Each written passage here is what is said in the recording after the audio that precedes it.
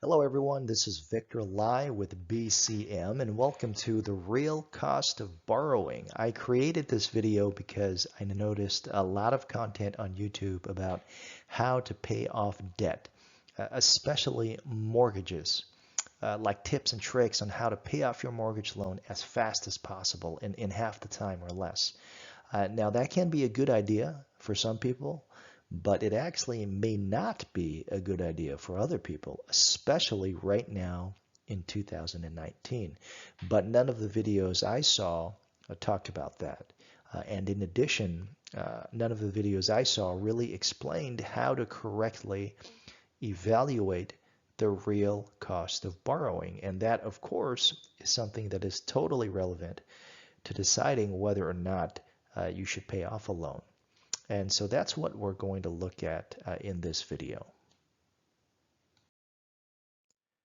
Okay, so most of these mortgage payoff videos, they generally imply that debt is bad. I mean, even if they don't say it outright, I mean, they're implying that debt is a bad thing, and so we should try to get rid of it as quickly as we can.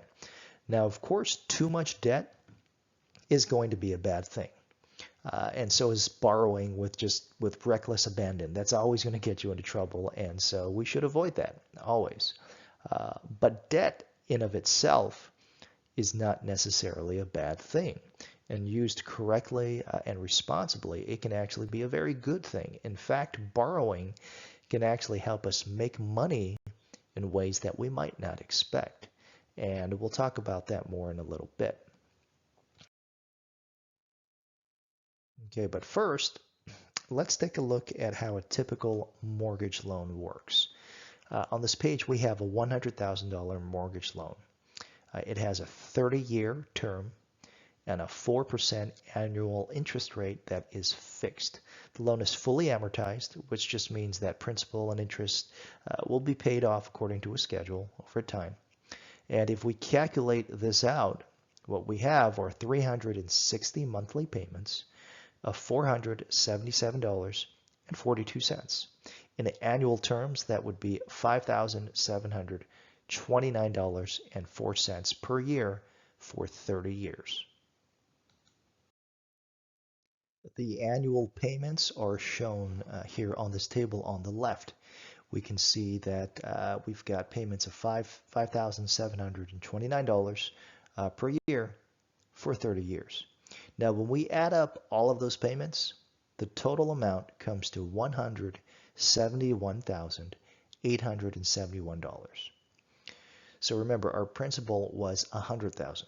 So that means we paid close to $72,000 in interest, which is about 72%. That's a lot, right? I mean, it looks like a lot. I mean, paying $72,000 to borrow $100,000, based on this alone, I can understand why people might want to pay off their mortgages as quickly as possible, and also why other people are making all these videos about how to do it on YouTube.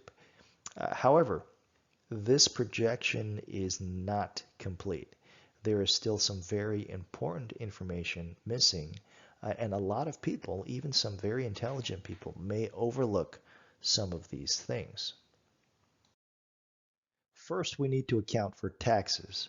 In the United States, mortgage interest on a home is tax deductible for people who itemize their deductions. There are limits, of course, but by and large, most people who itemize can probably deduct most, if not all, of their interest. That deduction is like getting a discount on our interest rate. For example, if we pay 4% interest on our mortgage loan, and we also pay 25% in taxes, then our net interest cost is more like 3% after taxes, because we would pay 4% in interest on our mortgage, but we would get 1% back through a tax deduction.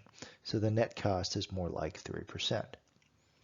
Now, second, and most important, is we need to account for the time value of money. This is the iron law of finance that says $1 today is worth more than $1 in the future. For example, if I said I can give you $5,000 today or 30 years from now, what would you choose? Most people would rather have the money today. not just because we can use the money right now, there is utility to having it, but also because $5,000 is worth more today than it will be worth in 30 years. 30 years ago, $1 could buy 1 gallon of gasoline. Today, $1 buys maybe a quarter of a gallon in California. And what causes that change in value is inflation. Inflation increases the prices of goods and services over time. And that's just another way of saying that inflation also erodes the value of money over time. In the US, the long-term average inflation rate has been about 4% a year.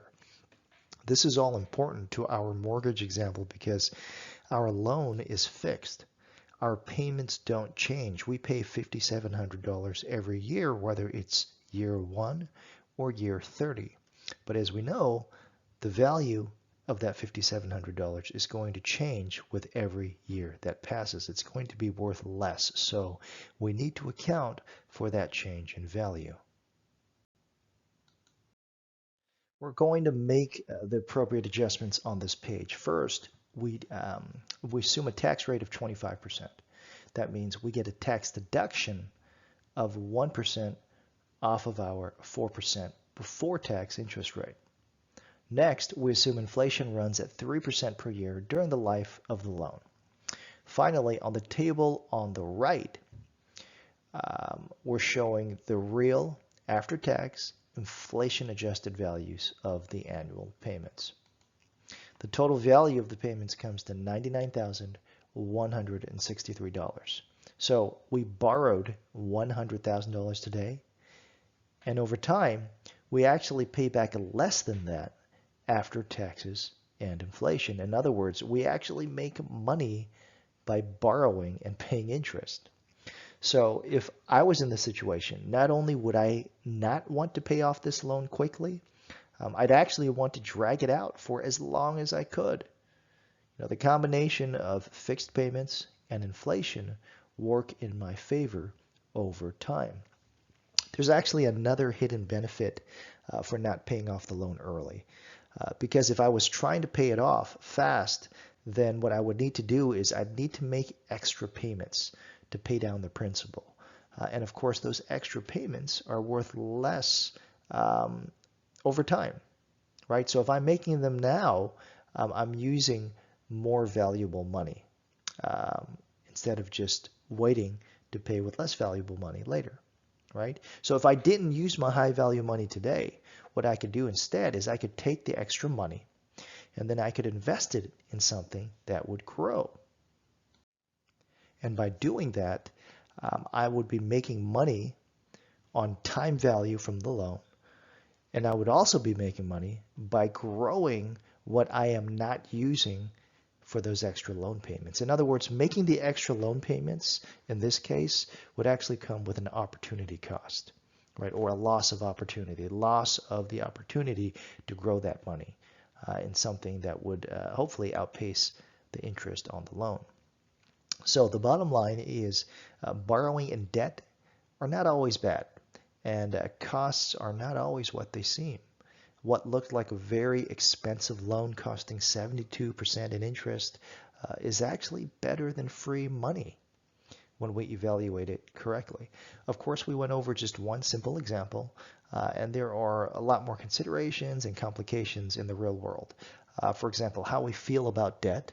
That's something that cannot easily be quantified, but it obviously matters, and that would have to be factored in as well. The point is we're all different, and what we should do is really consider our own personal circumstances as well as correctly evaluate the numbers before we make a decision.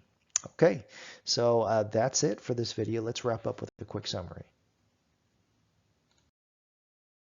So remember that reckless and irresponsible borrowing is always a bad thing. It will get you into financial trouble, so don't do it. But if you are careful and intelligent about how you borrow, it can actually work in your favor. This is especially true right now because interest rates are still near historical lows. And we can lock in really low rates that are fixed for 10, 20, 30 years. And at the same time, inflation is likely to go up over time, and that really benefits the borrower in terms of time value of money. Before you decide to borrow or to pay off a loan, be sure to evaluate the real cost of the loan, including things like taxes, inflation, time, and in some cases, opportunity cost. And finally, this is not personal advice. Everyone is different, and we all have different needs and goals. So beyond just crunching the numbers, be sure to evaluate your own circumstances to determine what makes the most sense for you. Definitely don't go out and do something just because some guy on YouTube said it was a good idea. Okay, thanks for watching. I hope you enjoyed this video or at least found it useful. And if you did, please like and subscribe. You can also visit our website to learn more about BC, what we do and how we can help, and also to find more content. All the links are in the description below. Thanks again, and please stay tuned for some important additional information about this video.